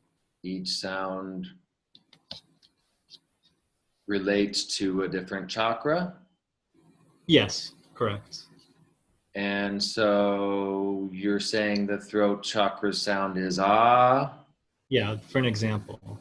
Okay. And then if we all tone in that way, then it can help us communicate.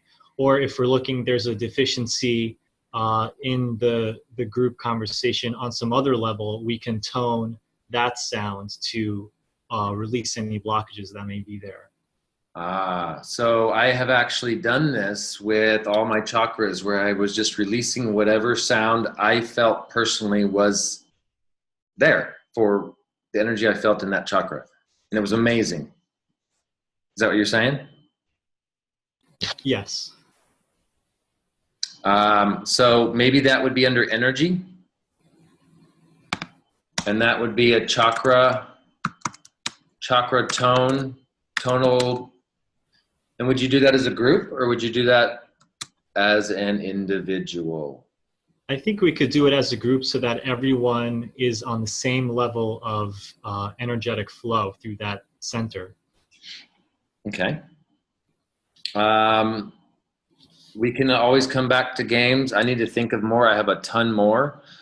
But if no one can think of any, we can run up to energy. Do you have a game, Tangelina? Yeah, it's a game actually that I know of that's really like when you're physically present with other people, but I could see how it would work if we were on an audio or even video chat.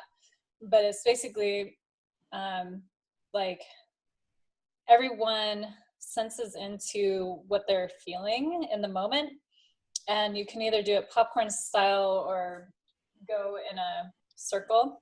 On a video or audio thing, it would probably just be popcorn. But you would imagine yourself as an alien with another group of aliens, and you don't speak the same language. And so you would figure out some kind of like tonal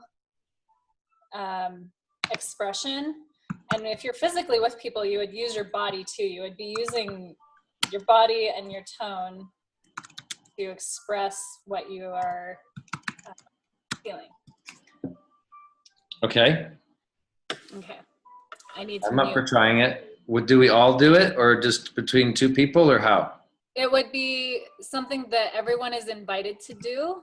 And on this format, it would be like popcorn. Okay. Okay, I need to go on mute. Oh, okay. Okay, so she's on mute. She started the game. Does anyone else want to try it? Is there anyone brave enough to try this? I have a question. What's popcorn style? Popcorn, I think, just means that there's not really a turn. There's no turns. It's just whoever wants to go goes. So there's not a turn thing. Like we could yell over each other if we want. It doesn't matter. Because we're aliens. We don't know any better. Okay, I'm gonna wait till she's back though. It's her game. I don't want to mess up the game. And this is interesting.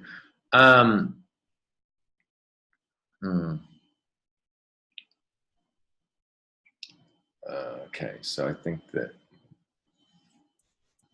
well, it's on there as a game. We don't have to do it right now. It's nice to embody them so that we can actually get a feel for them and see which ones we want to use. Let's see if she's going to come back. If not, I don't think she is.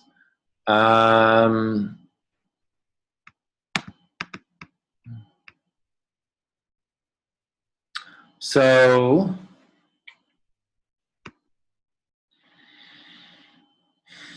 other games. I know that this is, I think it's a more in-person game for sure. A lot of these games are more in person, like Tangelina said. But there's definitely a lot of things you can do with mirroring, and it doesn't have to necessarily be exact mirroring. But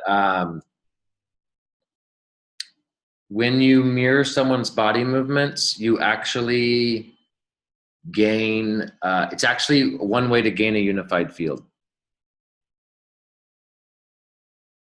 So pretty much that. So for instance, if I was going to mirror Brittany, I would do this.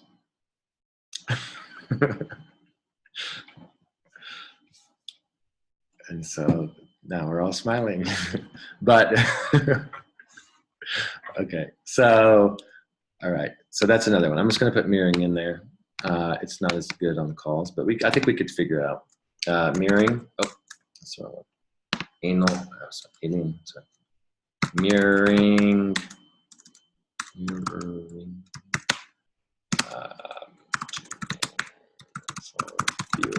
And then we could start adding in, of course, the tones. Okay, so that's level 2. This is a level 1 call. This is for the B squad. All right, now here is, so since no one had anything else for games and Tangelina's gone, let's do let's go to the energy and complete that. And so you said a chakra tonal, right? I have something else. I posted it in comments though. I posted a link to the new map version of X the Game. If you log into your account, you could show people, and X the Game's designed for co-creation. So I sent it to you in Zoom. And now when I went to it, here it is. Oops. Wait. Yeah. Here it is right here. It says the connection is not private. Okay, so what happens? I either show details or I close the page. Well, you should be able to show it. I don't know why it's saying that it did that to me, but in my options, I had to say show anyway. Show details. Safari warns you when a website has an expired. Okay, I don't care about the expired certificate, I guess. Because it still let me bring it up when I went through my privacy settings. If not, I might be able to share my screen and show it as well. It's just really cool, and I've been using it a lot with co-creation with Brett and Jay and a few other people that are working on a few projects for addiction recovery. Mm-hmm. That's great. And it's kind of cool because you can get a snap of the game afterwards, and it's like you've kind of like mapped the ideas and the intentions and the synchronicity that's occurred. Okay, Did you say that you've been using it with addiction, Destiny? Yeah, there's an extension to the game that's being created and being sold to AA groups and different groups that help people with addiction recovery. And I came up with the first 11 cards. Cool. I'll talk to you more about that soon. There's this shaman that's going to be opening up a center in Ecuador, specifically for addiction too. So perfect. Mm-hmm. Okay. Well, it's not loading on either Chrome or there, and I don't have any privacy settings that should block it. So I'll put it in the thing as a link. And then maybe another time we can check it out when it's working a little bit better. But yeah, NewMap usually only works in Chrome anyway. So Chrome's the only platform that NewMap currently works in. Yeah, I hate to I don't know what they can do about that, the certificate thing. I don't know any of that tech stuff, but. Well, I'll see if maybe we can move on, and I'll see if I can bring it up on my tablet. Brittany, were you able to have any luck with it? I sent you the link as well. Yeah, it said the same thing. It said the site wasn't saved, and it expired yesterday even. I don't know. So. Ah, interesting. It might be something on their end that just needs to be fixed. Yeah. All right, thank you. Mm-hmm. Okay. Okay. So let's go to the energy, flow, energy circle, tone, harmony, harmonic vortex. We did that. Energy circle, unified field. We need to figure out what that means. I think that, and then the chakra tonal. Let's do the chakra tonal. Okay, I'm ready. So we go from high to low or low to high? Ideally low to high. So there's a great book called Sacred Sounds, and there's a reference sheet that I can go through if you're interested, from low to high. Like a certain sound. I was just going to express whatever I feel in that chakra. Is that right? Oh yeah, sure. Okay. Yeah. Okay, and then we all have the opportunity to do it, and then but whoever does it, just go off mute and do it. Okay. Whoever wants to do it can do it. Just take yourself off mute and. Okay, so you go ahead and start it, and I'll jump in.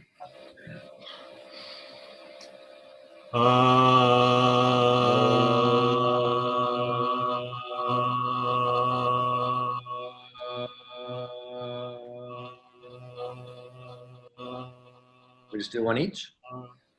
One for each chakra, and then the next breath is the next one up? Yeah. Okay. Yeah, 1 breath per chakra. Okay. All right. Sorry.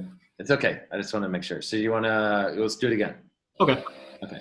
Start from the bottom. Okay, go ahead.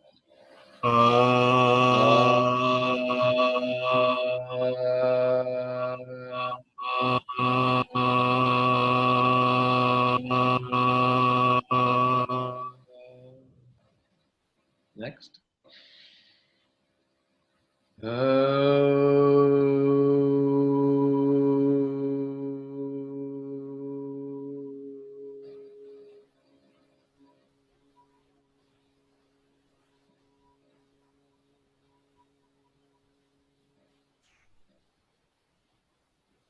I was doing the next one. And then the next one up is what? The next one's like the solar plexus? Solar plexus, yeah.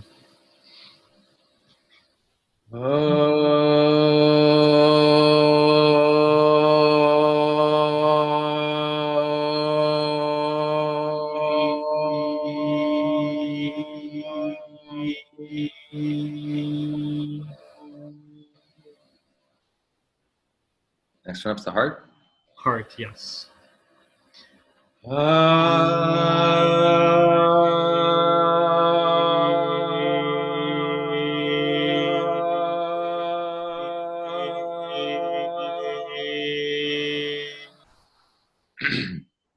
Throat.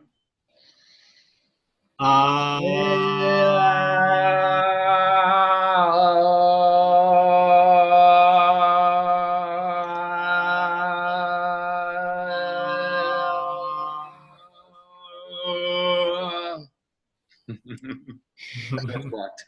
Okay, the next one is what? Our Third one? eye. Okay. Yep. I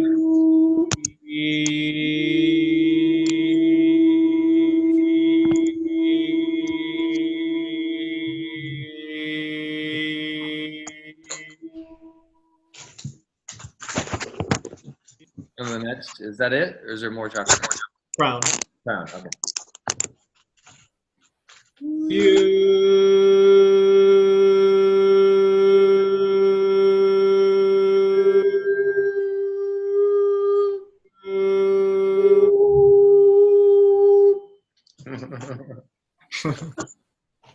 Cool.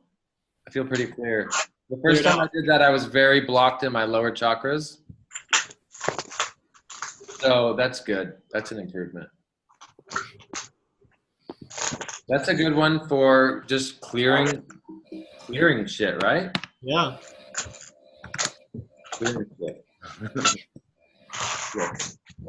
Clearing, that's not a good word. Clearing, I mean, that's not descriptive. Nothing's a bad word. Clearing Blocks. blocked energy. Yeah. Clearing, yeah. Hey, Alex, go turn on my light there. Energy flow in. What's that? Hey, you're solid. Helping energy flow. What did you say, Stephen? Oh, I'm sorry. Apologize. Just got back, so. Oh, welcome. I've been listening to most of it. Had some troubles with my vehicle. Had a lot of different things happen. Your meeting, the meeting looks like it went for what, 2 hours, didn't it? We're still going. We can stop. I think. Well, good. I'm okay with it for now, and I think I'm good for it. Just keep going. Yeah. Yeah. Is there anything I'll else? rewatch the video to see anything I've missed, but I got most of it. So. Is there anything else on energy that people would like to, put in there? Energy circle. I remember what that is. That's co-creation tools. That's what we've been using, and I'll explain that to you, especially you, Paul, because you don't know, and maybe Brittany, you weren't part of that early process. Basically, you have a facilitator, and you're forwarding the motion. You're just putting out pieces to the puzzle. You're not arguing about it or saying yes or no. You're just putting it out there, and you're just creating together. And then if you get stuck, you go to a deep listening circle.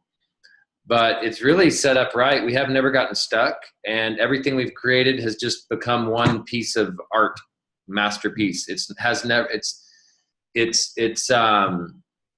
Yeah, we haven't had any deviations yet, and maybe that's just, I don't know. It just hasn't happened. So it's been really nice. So using that process has been really effective.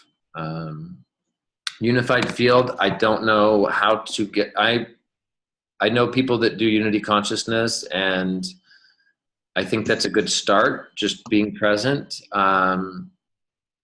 getting on the same page energetically, and releasing, being able to be fully self-expressed, because if we're not, then we'll be blocked when it comes to being in a unified field. Pretty simple, right? So if all the group decides to go somewhere, we want to go there too. This is so good about drum circles. I'm just going to put drum circle. And I've been on a New Earth Nation call where they actually pulled out their drums and started doing that drum circle online, which was, I thought was pretty cool. I think there's definitely, I've been in unified fields, and it usually starts with some kind of drumming, singing, something, just to kind of gain that. And then from there, it would be nice to be able to, like, I think there's it's got its own progression, but it's nice to use the tools that can gain traction and momentum, as well as release the energy and whatnot. And maybe sometimes we just need to release the energy first, and then we can get into the other things. So I don't know. I'm not the expert at these things. I'm just secretary here. Hey, Paul, yeah. I think something that can help keep a unified, coherent field is to not just be in our heads during a call or a conversation, but also feel into the heart, what the heart is feeling about the information being put out, and then share that information with the mind, and then come up with some sort of response by having the heart and the minds talking to each other. I totally resonate and agree with that. I don't know how to do that. My way of doing that was toning and singing and stuff, but I don't do you have other ways that you know of doing that? I think what's worked and what I've taught in workshops before is to just for a moment close your eyes, and on the in-breath, just intake everything, all the input that's happening in your external environment. And as you breathe it out, just breathe it out with just giving it absolute like love into everything. And so you're just sending the love energy out and exchanging it with that. And that should bring you into the heart space. And also, in addition to that, if it's difficult for someone to visualize, because it is sometimes, then you can do tactile imaging at the same time, where you're taking your hand, for example, and you're rubbing your heart center clockwise, just as an example. So clockwise, okay. So what was the first one, so I can record it? You said breathing in?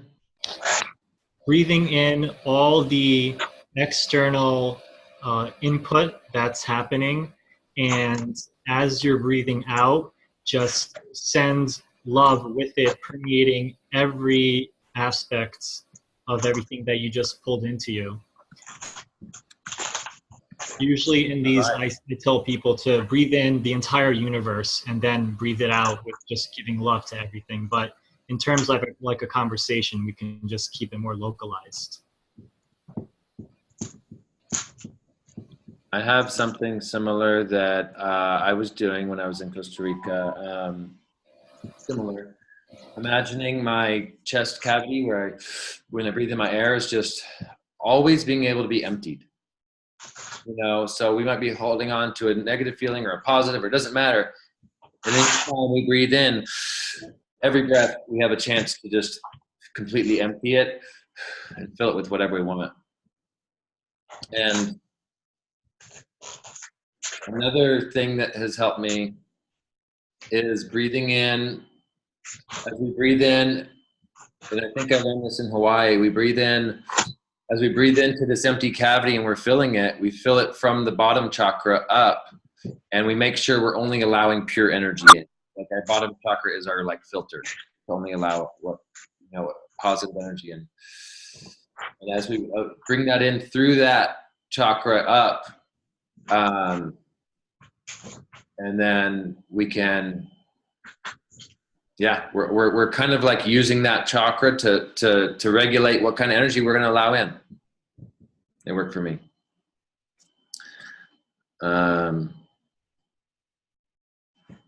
And what you're saying is like you're breathing in the information and you're breathing out love. So you're kind of like, it's kind of like maybe like a acceptance, forgiveness, something like that, like being able to unified field. It's really interesting because the unified field is about acceptance. There's a giant level of acceptance there, you know, where we're able to see ourselves in the other, where we're not, it's almost like when we view things in a way of separation, it's not a unified field. So when we see ourselves separate from something. So what I've learned from Sperry Andrews, the Unity Consciousness master, he is imagining yourself. And I'm going to put this in here.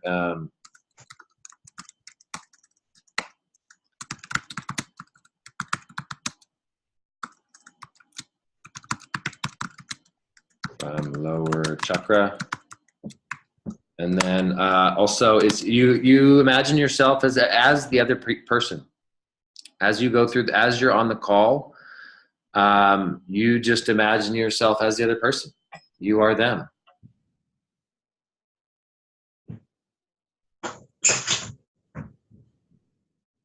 And you're able to accept all these parts of yourselves.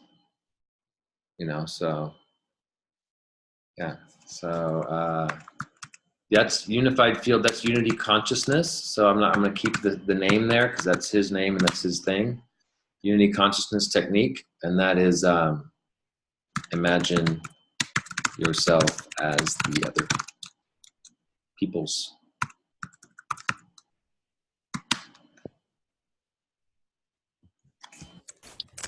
I have an idea, but it's probably in like another category other than tone, in the energy. It's to do with colors and using colors to check in with the energy that you're in. And then if we have an intention, around what the frequency of color that we're wanting to create as the space holder for the call or for what we're co-creating, and then intermittently checking in with ourselves and seeing where our color's at individually and how we can expand ourselves into the color of the intention in the field that we're wanting to co-create. So if I hear that from what I heard is you have a shared intention and you put a color to it, and then you take what your personal color that you're feeling is, and then what do you do with that? Am I on the track to begin with? So consciously choose to surround yourself with the collective color of the intention that we're creating. So it's like visualization of aligning our energy fields to one another through the use of color and our intention. So for an example, it would be like we would all choose to agree on a color that's in alignment with our intention. And then we would all say, imagine like a bubble around our field in that color. And then make sure that as we're within that field, we choose to keep our own energy in alignment with that color so that we know that we're all feeling the same collective energy. Does that make sense? Yeah. Can you lead us through it? Okay, so the main things that I'm feeling that the intentions around this call are, as you said, is like a tribal energy and a culture, and also around co-creation. So the color that comes through for me for that is, the color that comes through for me is like a turquoise color, which is like a combination of blue and green. Does anybody else feel like there's a color that comes through more strongly in relation to culture and co-creation? For me, first it started coming up with blues and greens, but I feel like turquoise is kind of like a merge of blues and greens together, and it feels like it's a very clear space. It's a very fresh space. It's a very high vibe space. I was getting yellow, but I don't want to say it's strong. I don't want to compare it and say it's stronger or weaker or any of that. I just was, that's the first thing that came to my mind. Yeah. Does anybody else feel more in alignment with yellow? I was feeling yellow, but when you did talk about turquoise, that does resonate with me more strongly overall for the conversation. Okay. So if anybody else has any feelings of any colors, because I was going to say, if not, maybe we could have two spheres that we can visualize, and one's turquoise, and then over the top of the turquoise could be like a golden yellow sphere as well that we could be using to hold the space. But does anybody else have any other colors that comes to them when they think of culture, co-creation? No, I'm picking up the same blue and green, but I'm seeing more of a bright blue and a bright green. So the turquoise is probably a good representation of that. Okay. Anyone else?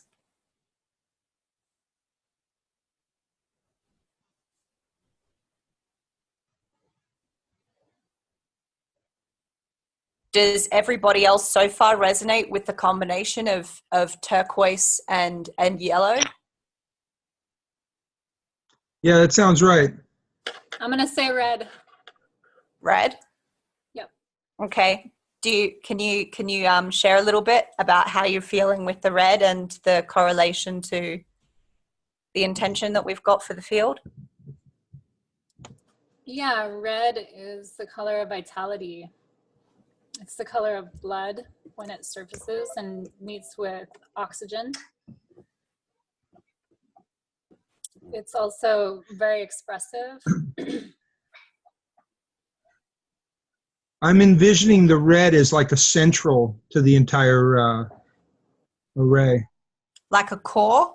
So there's like a core that we could connect to that's like a sphere of red, and then surrounding that and surrounding all of us could be like a turquoise sphere, and then there's like a crowning sphere over the top of that that could be like a yellow sphere as well. That's like a radiant energy coming off turquoise. Yeah, it's like fire. Yeah. I'm going to send you guys, I'm going to see if I can send a picture, because there's something called the Mahabindu that I really appreciate. It's the Mahabindu is in Buddhist culture considered like the ultimate expression of the structure of creation. Let's see if I can find it.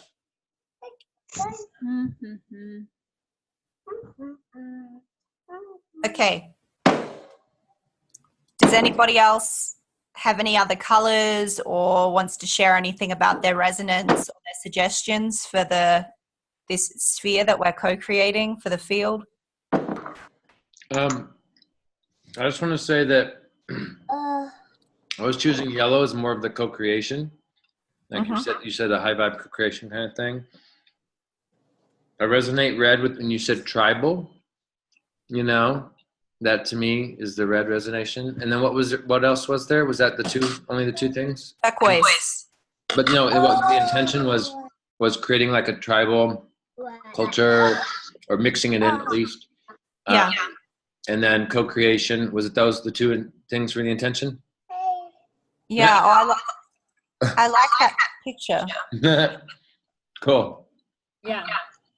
The other thing Let's use that I that. was feeling was, what if we had like three holons in like the center that we could focus on, and they each held the representation of these intentions. So it'd be like a trinity of holons or spheres. One was red, one was yellow, and one was turquoise, and that's like at the center of the field, and that can be our vocal point, and that energetically we bring our own energy back to these three core colors that are vibrating at the intention.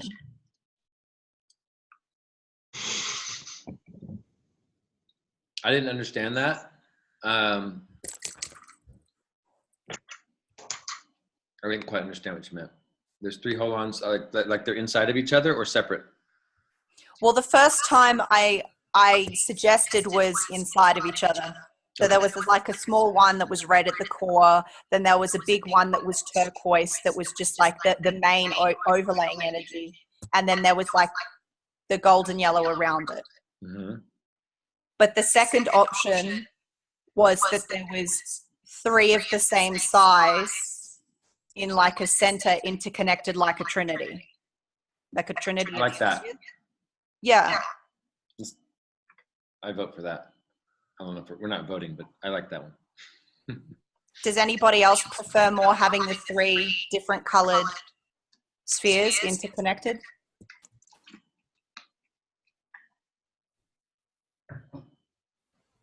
That sounds right to me. That sounds like a good way to present it. All right. Yeah. Let's try that. Okay, so the basis of what I was suggesting was that it's creating a visual, energetic anchor for our intentions rather than just words. And then intermittently, if we notice ourselves going out of alignment with these colors and this visualization, we can visualize ourselves coming back into alignment with these three colors that we have anchored into the intention. And if there was sub-intentions, or the call or the co-creation was based around other intentions, we could then co-create another group of spheres with different colors. Kind of like a visual anchor.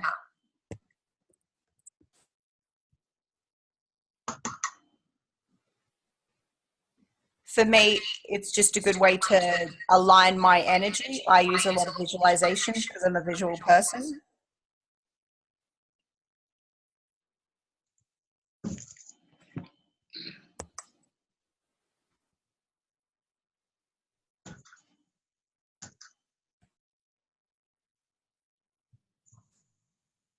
That was really all my idea was. Okay. So if we were using it for this call, Mm-hmm. it would be the agreement that we have three central spheres that are red, yellow, and turquoise, and that we keep bringing our own energy back to these intentions and colors. I love it. So that's like a beginning of a call also. This is a unified field because we're all having the same, I think a unified field is anytime we have the same intention, the same picture, the same understanding. It's like we're on the same, we're on the same level, the same focus. Yeah, it kind of evolved beyond what my original idea was. Okay. So I agree with you there. It just, when it came to energy and we were talking a lot about sound, something came to me about using something more about visualized anchors. So you use the colors, you choose a unified pattern that everyone gets the same one, and you choose, they match the intention, and that helps you get the intention, that helps you kind of like feel that you experience it. That's what I like to call it, because because an experience is a much different than a thought. And what we're talking about in this unified field, what Paul said and what you're saying is we're mixing the heart and the mind. We're mixing them. We're wanting the balance. We're heading towards this goal. And so for me, that's the experience. So I can think about skydiving, but when I actually experience my breath, like it actually affects me. I'm actually experiencing it, right? So our breath follows our focus or our experience. So when we have a similar focus or experience, we'll know that. We'll know if it's just, if there's a difference in, if we had something to measure that, like equipment to measure us, and we were talking about motorcycles and someone's heart rate went up, we would know that they experience motorcycles different than we do, and that we're not on the same page. We're not in a unified field because either they're triggered by motorcycles or they just have a different. So I think that there's, that's what's so good about chanting and drumming is everyone starts to kind of naturally just harmonically add to one another. And if someone changes the beat, everyone it kind of changes it for everyone, in a way, because everyone's voice is heard at the same time in that case. So yeah, our breath, anyhow, I like that. It's a good tool. Cool. Okay. I'm complete. Thank you. Thank you. Anything else on energy? I'm probably, it's 3 for me, but you guys, you have access to all this stuff and you're welcome to continue. Is there anything on energy that anyone wants to add on this section on energy and unified field and whatever? Let me share screen so you can see where we're at. Energy, harmony. So how to create harmony. We had the harmonic vortex that we did in the beginning, but I'm sure there's other ways to create harmony. An energy circle. This is the Co-Creation Tools by Mike Upstone. Creating a unified field, drum circles, take what the heart is feeling and put it in the field. I'm going to copy what you have here, the colors. And we'll reference them somehow in the future so that it's not like, so we don't think it's 2 different things. Figure a way to reference like a link, the same name, you know what I mean? And then like have a link. Tonal chakra, so energy. Anything else for energy? I think breath. Didn't we say that was a big piece of it, right? Breath. Creating an experience. I'll just put that in the same one. I think that could be one. Creating an experience. Of course, meditation, doing a meditation could include a lot of that stuff. That's almost experiential versus energy because it's kind of mixing energy and a lot of different things. So I'm actually going to, I think that's actually a category is meditations. And I would love to do the beginning of calls and end of calls. I feel like I'm at a little bit of my barrier. But you guys are welcome to continue without me. If you want. I'll pass over the, are you guys still going? Or you totally can keep filling this stuff out. Like it's all just tools that we can use. So if you guys still have the energy, I'll pass the control to Steve, and if you guys want to keep going, you can. Or to Brittany. I think I might head out. Trying to give my kid more attention. Good job. It's under culture code, right? That we're working on, right? Yeah. Let me send you. There's I'm pulling link. up the doc right now. So. Yeah, it's in the chat in the very top of our chat in this thing. I'm going to send it to you again. sent to you on Facebook, yes. Or you can look in this chat up on the top.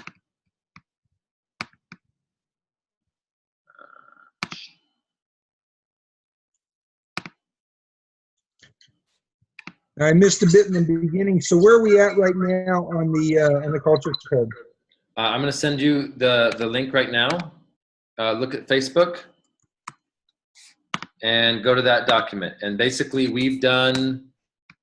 I'll put a star by anything that we've done. I'm not in that much of a hurry. I'll just put a star by anything we've kind of gone through on our call. Doesn't mean that we can't go through it again and add to it and whatever. And, you know, we're going to have to make whatever's the best practices. We're going to have to make a training video.